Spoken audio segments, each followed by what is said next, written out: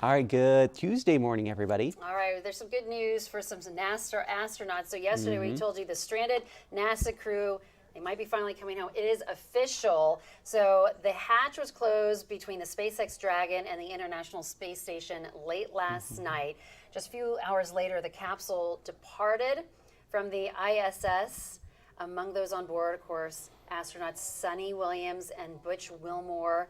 They've been stranded in space since last June. Wow.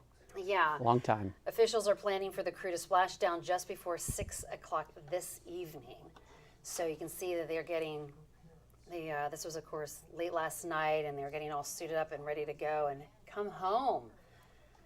And I can imagine they're very homesick at this point. They weren't supposed to be up there that long. They were only supposed to be there 9 days. 9 days. And it has turned into several 6 months, over 6 months. So yeah, I mean, I think for the psyche, like that's kind of hard, you know, when you're expecting, okay, I'm only going to be there, 9 days, and now it's several months later. Yeah, you're missing your family and that sort of thing. And I wonder, once you're back on Earth and the gravity change, how does that I don't know. impact you? That must be really kind of like everything's going to feel so heavy. Yeah, you know? yeah, for a while. I think there is definitely like that transition, for them, for sure. And then, of course, just being able to do simple things like taking a shower and brushing your, it's just all those simple things. And then, of course, the food. Food is different. Sure, you just want your home cooked meal from your family. I'm sure it's a transition process. And they took off last night. This is a long trip back to Earth. I didn't realize it was that long. Yeah. I'm like, wait, they're still not here? I thought they, it had happened already. But 6 o'clock tonight is when they're supposed to splash down. So. Yeah, so they're still en route right now. Yes, and just itching to get home. Itching to get home. So, all right, so good news there. All right, thank you, Jennifer. Let's take a look at our local headlines on this Tuesday morning. Charges could soon be upgraded in an assault and battery case in Charlottesville. A man who was left unconscious on 4th Street near Preston Avenue last Tuesday is now dead. David Harrison Taylor Sr. passed away Sunday. Authorities hope results from an autopsy in Richmond can determine a cause and manner of death. Meanwhile, 41-year-old Timothy Wood remains in custody at the Albemarle Charlottesville Regional Jail with additional charges pending. He had outstanding unrelated charges when he was taken into custody. The two women who want to move into the governor's mansion in Richmond are officially in the race. Former Congresswoman Abigail Spanberger turned in more than 40,000 petition signatures, securing her name on the November ballot. That's 4 times as many signatures as required to qualify for statewide office. Meanwhile, Lieutenant Governor Winsome Earle-Sears' office has also secured enough statewide signatures, netting 20,000.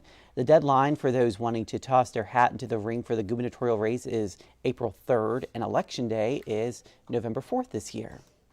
And a notable civil rights advocate and humanitarian paid a visit to the University of Virginia yesterday. Martin Luther King III sat down with the Dean of Frank Batten School of Leadership and Public Policy. He discussed his new book titled What is My Legacy? Realizing a New Dream of Connection, Love, and Fulfillment. It's co-authored by King, his wife, and 2 others. The book centers around the 4's life experiences, shaping their own living legacies. Martin Luther King III also spends time at the university as a professor of practice. All right, we're off to a bit of a chilly start this morning, but things will be warming up. Yeah, southwesterly winds, sunshine today. We'll have temperatures warming up into the 70-degree range. Of course, our normal high should be 59. That's what we hit yesterday, but should be a beautiful afternoon. Tomorrow, even warmer. We'll get up to 77. Of course, tomorrow will be the last full day of winter, with spring officially arriving on Thursday. We'll have some spring showers. Temperatures will be in the mid-60s, and then we get back to seasonal levels behind that cold front on Friday, upper 50s and breezy. Looks like a nice weekend coming up.